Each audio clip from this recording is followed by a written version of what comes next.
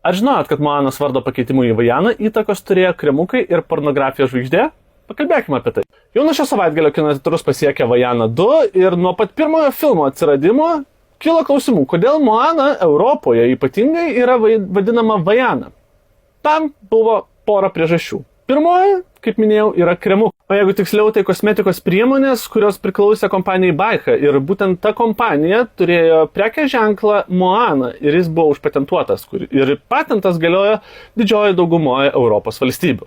Išskyrus Jungtinę karalystę, Albaniją ir dar kelias, kurių nesinori minėti. Taigi, būtent tose valstybėse, kuriuose Moanos prekinis ženklas buvo užpatentuotas anksčiau minėtosios Baichos, prekės ženklas negalėjo būti naudojamas filmo pavadinime. Dėl to Disnėjus nusprendė pakeisti jį į Vajaną.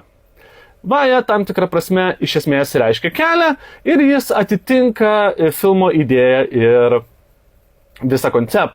Savame suprantama, daugumoje valstybių Moanos vardas taip pat buvo pakeistas į Vajaną, išskyrus Italiją. Italijoje personažo vardas išliko Vajana, kaip ir kitose Europos valstybėse, tačiau filmo pavadinimas yra Okeanija. Taip siekiant dar labiau atitolinti filmą nuo žodžio Moana. Kodėl? Būtent todėl, kad Italijoje yra viena labai garsi pornografijos aktorė Moana Pozzi.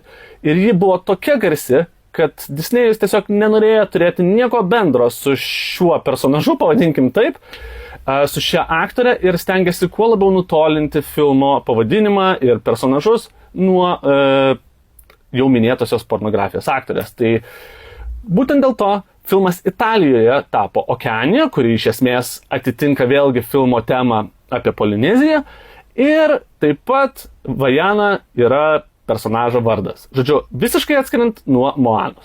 Taigi, apibendrinant, Moanos vardas Europoje ir filmo pavadinimas buvo iš esmės pakeistas dėl kosmetikos produktų prekės ženklo patento, o Italijoje, aišku, dėl pornografijos žvaigždės. Jeigu patiko tokia informacija, nepamirškite manęs pafollow.